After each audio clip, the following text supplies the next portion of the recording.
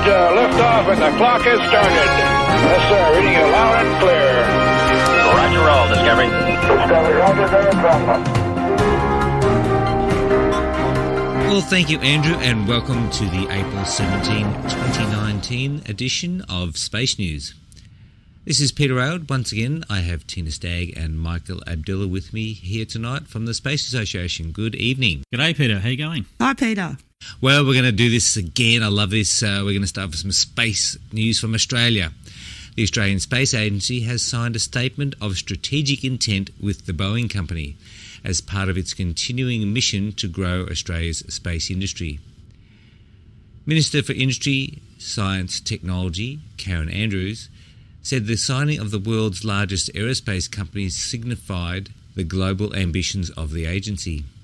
The statement begins an important new partnership with Boeing and emphasises the value of its ongoing research and development in collaboration with universities and research institutions across Australia, Andrew said. Boeing is a major player in both Australia's space and wider aerospace industry, already employing over 3,000 people in Australia. In 2018, it invested $62 million in research and development alone.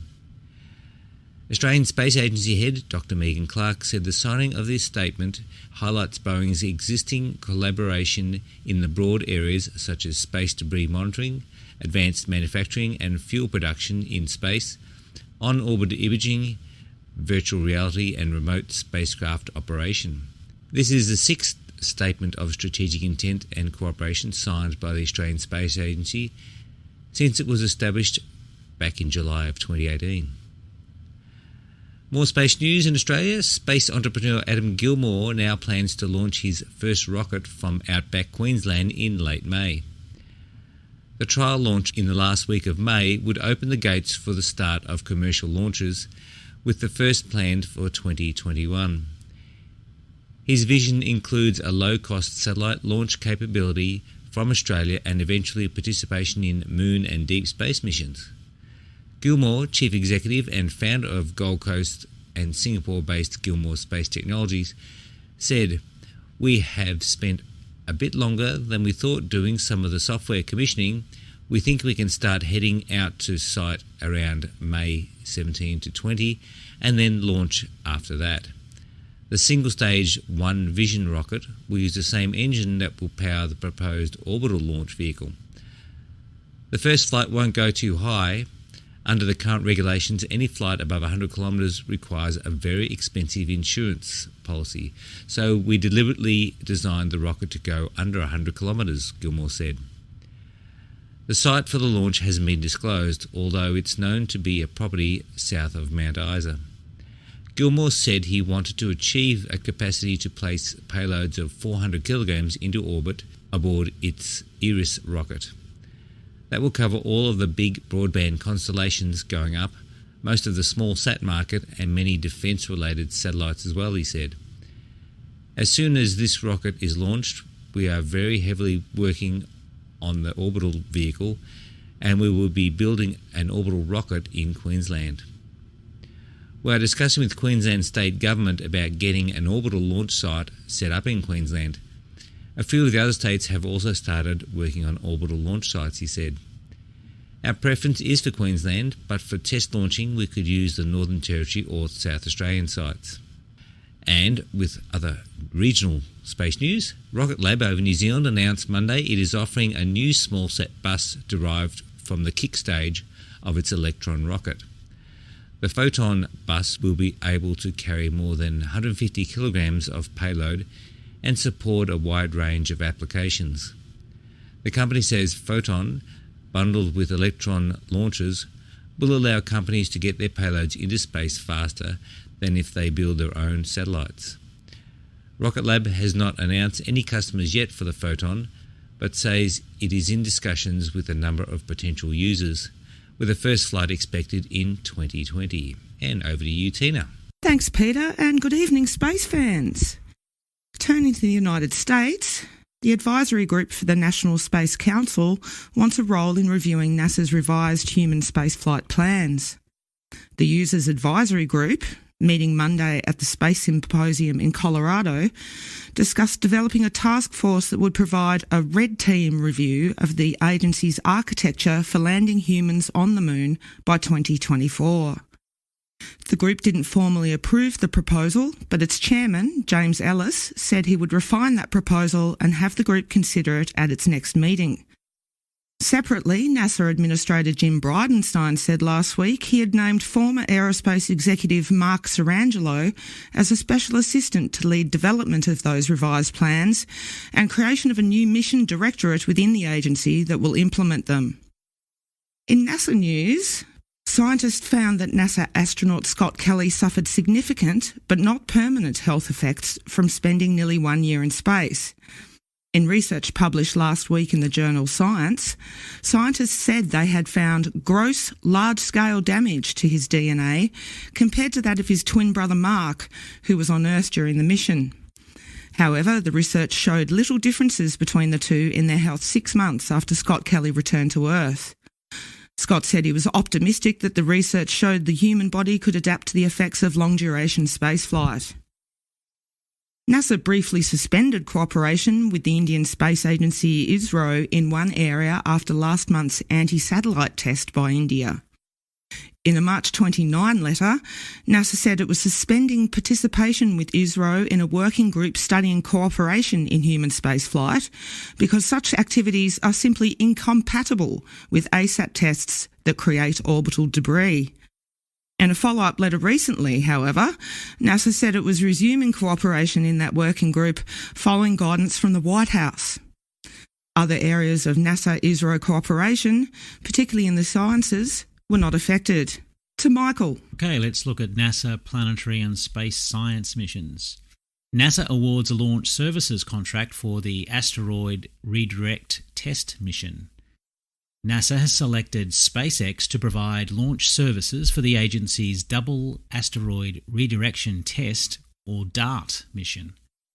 DART will be the first mission to demonstrate the capability to deflect an asteroid by colliding a spacecraft with it at high speed, a technique known as kinetic impactor. The mission is targeted to launch in June 2021 on a Falcon 9 rocket from the Space Launch Complex 4E at Vandenberg Air Force Base in California. By using solar electric propulsion, DART will intercept the asteroid Didymos's small moon in October 2022, when the asteroid will be within 11 million kilometres of Earth. Scientists will measure the change in the moon's orbit to judge the effectiveness of such collisions to deflect asteroids on a collision course with the Earth. NASA's Launch Services Program at Kennedy Space Center in Florida will manage the SpaceX launch service. The total cost for NASA to launch DART is approximately $69 million, which includes the launch service and other mission-related costs. I thought all that asteroid redirect stuff was all off the table, but obviously not. Well, exactly. It came as a bit of a surprise. Meanwhile, SpaceX has dropped a protest it filed in February of a NASA launch contract awarded to the United Launch Alliance. SpaceX said it filed the protest with the Government Accounting Office because it believed it could carry out the launch of NASA's Lucy asteroid mission for a dramatically lower price than the $148 million contract awarded to the United Launch Alliance for an Atlas V launch. SpaceX, though, dropped its protest the week before last, according to GAO's online protest database, but the company declined to comment on why it did so. ULA had argued that it could provide the schedule assurance needed for the mission, which has a one-time 20-day launch window in October 2021. Some commentators have speculated that SpaceX dropped the protest after it learned that NASA was awarding it the Asteroid Redirect Test mission, as we described in the last story. A bit of intrigue there. Meanwhile, DARPA announced last week that it has selected 3 companies to compete in a responsive launch competition. DARPA said Vector, Virgin Orbit and a third unnamed company in stealth mode qualified for the DARPA Launch Challenge. Some commentators are guessing the mystery company is Astra Space, which has been conducting test launches from the Pacific Spaceport Complex on Kodiak Island in Alaska. The companies will have to perform 2 launches on short notice from different sites in the US early next year to be eligible to win a $10 million grand prize. DARPA said 55 companies initially expressed interest in the competition last year, but were trimmed down by either a lack of technical maturity or challenges in getting an FAA launch license. Okay, over to you, Tina. Thanks, Michael. In exciting news in the commercial industry this week, a SpaceX Falcon Heavy launched a communications satellite on Thursday, with all 3 booster cores making successful landings. 5, 4, 3, 2, 1. 0. Ignition. Liftoff.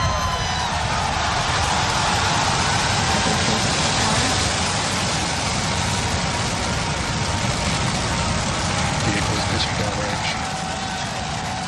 We're beginning deep throttle.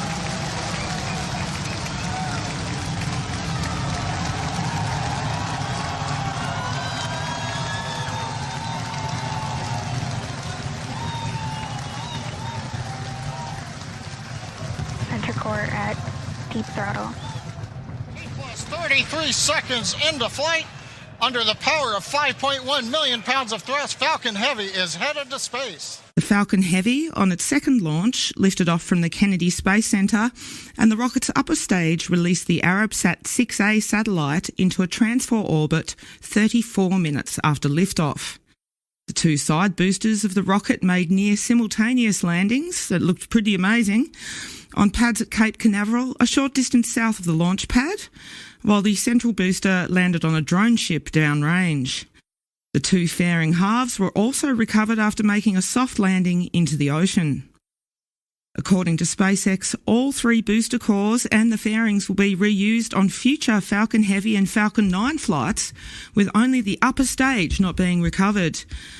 The CEO of Arabsat said the company chose the Falcon Heavy for the launch of the Lockheed Martin-built satellite in order to increase the satellite's in-orbit lifetime by several years. Turning to Blue Origin, the company is seeking a delay in the Air Force's upcoming launch competition. The company, working on its New Glenn rocket, believes the Air Force's hurry to select 2 providers to split, on a 60-40 basis, contracts for up to 25 launches between 2022 and 2026 would forestall competition.